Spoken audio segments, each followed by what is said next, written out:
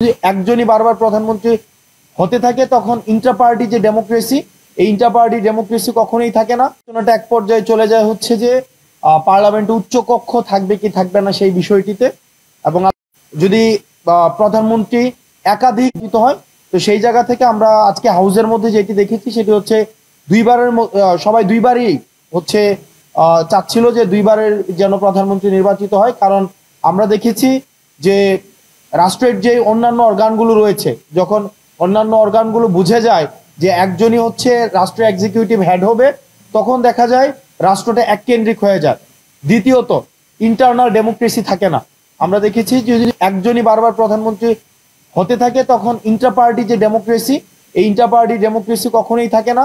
আপনি যদি দেখেন বিগত সময়ে যারা ক্ষমতায় এসছে বা সম্ভাব্য ক্ষমতায় যারা আসতে পারে, আপনি দেখবেন যে নির্দিষ্ট পরিবারের বাহিরে আসলে এই দলকে নেতৃত্ব দেওয়ার মতো করে আমাদের আসলে সম্ভাব্য গণতান্ত্রিক অপশন কিন্তু আমাদের নেই, যেটি গণতন্ত্রের জন্য খুব বেশি ইতিবাচক নয়। আবার আপনি যদি দেখেন যে আমাদের যেই রাষ্ট্র কাঠামো রয়েছে সেখানে আমাদের সংসদে আমাদের 70 অনুচ্ছেদের মধ্য দিয়ে, যেটা যদিও গতকাল আলোচনার মধ্য দিয়ে একটা পর্যায়ে এসেছে, যেখানে তাও এখানে নো কনফিডেন্স ভোটের কোনো ব্যবস্থা রাখা হয়নি। তো সার্বিক বিষয়গুলো বিবেচনায় আমরা এই বিষয়গুলো নিয়ে আগামীকাল আরো বিস্তারিত কথা বলবো। যে আমরা বিস্তারিতভাবে কথা বলবো যে যে এই যে কেন আমরা দুইবারের বেশি চাচ্ছি না, যে দুইবার সর্বোচ্চ দুইবার থাকবে। আমি পুনরাবৃত্তি করছি যে আজকে দুইটা বিষয়ে গতকালের মূলত হচ্ছে গতকালের বিষয় হচ্ছে পুনরাবৃত্তি হয়েছে, সেটা হচ্ছে যে উচ্চকক্ষে নিম্নকক্ষের যে ভোটের অনুপাতেই হচ্ছে উচ্চকক্ষে আমরা সিট ডিস্ট্রিবিউশনের এই বিষয়টি আমরা কথা বলেছি। আর দ্বিতীয়ত হচ্ছে আলোচনার আজকে সূত্রপাত হয়েছে, এটা হচ্ছে আমরা আশা করি রবিবারে সেটার একটা সিদ্ধান্ত আসবে প্রধানমন্ত্রীর দুইবারের বিষয়টি নিয়ে। আমরা হচ্ছে না, আমরা এখানে আমরা গোপন ব্যালটের কথা আমরা ওখানে বলেছি।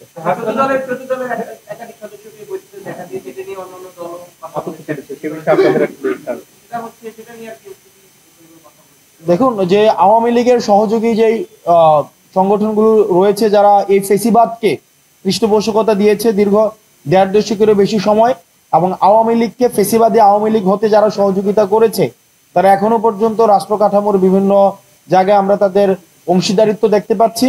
এই অংশীদারিত্বগুলো বিরুদ্ধে সরকার যথাযথভাবে ব্যবস্থা নিতে পারেনি। এটি সরকারের, আমরা মনে করি এটি ব্যর্থতা সরকারের এই জায়গায়। শুরুতেই সরকারের এই জায়গায় যারা আওয়ামী লীগকে ফেসিবাদী আওয়ামী লীগ হতে সহযোগিতা করেছে তাদের বিরুদ্ধে আগে ব্যবস্থা নেওয়া উচিত ছিল। তো শুধুমাত্র যে আজকের ঐক্যমত্য কমিশনের বিষয়টি এমন নয়, আমরা রাষ্ট্রের বিভিন্ন স্তরে আমরা দেখতে পাচ্ছি যে ফেসিবাদী যে এলিমেন্টসগুলোর কিন্তু সরব উপস্থিতি, সেটা মিডিয়াও কিন্তু এর ব্যতিক্রম নয়। আমরা মিডিয়া, ইন্টালেকচুয়াল কমিউনিটিতে, সিভিল সোসাইটিতে, তারপর হচ্ছে এখন আমরা ঐক্যমত্য কমিশনে বা রাষ্ট্র কাঠামোর বিভিন্ন স্তরেই কিন্তু আমরা দেখতে পাচ্ছি যে ফেসিবাদী যে এলিমেন্টগুলো সেগুলো আবার হচ্ছে রিঅ্যাক্টিভ হচ্ছে। সেগুলোর বিরুদ্ধে যথাযথভাবে ব্যবস্থা না নিতে পারার জন্য এই সরকার অবশ্যই এর দায় নিতে হবে। যেই দল যদি অনমনীয় থাকে, আসলে আমরা যখন ঐক্যমত্য কমিশন আমরা আলোচনা করছি, আমরা প্রেক্ষাপট বিবর্জিত অনেকের ক্ষেত্রে মনে হয়, অনেকের আলোচনা শুনে মনে হয় যে আমরা কনটেক্সটটাকে আমলে নিচ্ছি না। এই যে ঐক্যমত্য কমিশনটি আমরা গঠিত হয়েছে, আজকে আমরা এখানে সবাই একসাথে বসছি, আমরা এই কারণেই বসছি অতীতের বিদ্যমান ব্যবস্থা ত্রুটিপূর্ণ বলেই আমাদের আজকে আবার নতুন করে এই ফরম্যাটে বসতে হচ্ছে। অতীতের বিদ্যমান ব্যবস্থা যদি ত্রুটিপূর্ণ না হতো, যদি প্রপারলি ফাংশনাল হতো, তাহলে কিন্তু অভ্যুত্থানও হতো না, তাহলে আমাদের ঐক্যমত্য কমিশন গঠনেরও প্রয়োজন ছিল না, আমাদের অন্তর্বর্তীকালীন সরকারেরও টেক ওভার করার কোনো প্রয়োজন ছিল না।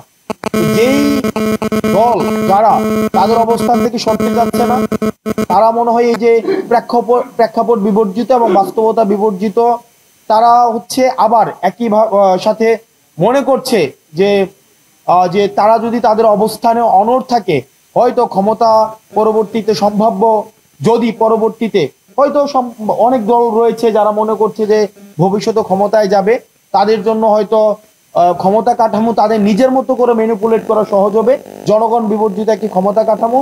তবে আমরা বলতে চাই যে এই জনগণ বিবর্জিত ক্ষমতা কাঠামো কখনই স্থায়ী নয়। তো সেই জায়গা থেকে আমাদের সবার উচিত একটা সিস্টেম ডেভেলপমেন্টের জন্য কাজ করা, যে সিস্টেম ডেভেলপমেন্টের জন্যই আমরা এই এতগুলো মানুষ রাস্তায় জীবন দিয়েছে।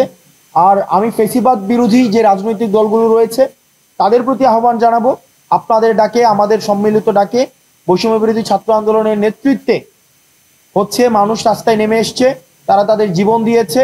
এখন তারা তাদের জীবন দেওয়ার পরে, আন্দোলনটি সফল হওয়ার পরে একসাথে এখন আবার বসে আমরা অতীতের শাসন কাঠামোকে টিকিয়ে রাখবো কিনা সেটি নিয়ে আলোচনা হওয়াটা অমূলক। বরং আমরা নতুন কি রাষ্ট্র ব্যবস্থা আমরা জাতিকে উপহার দিতে পারি সেটি নিয়ে হচ্ছে আলোচনা হওয়া সমীচীন। ধন্যবাদ সবাইকে।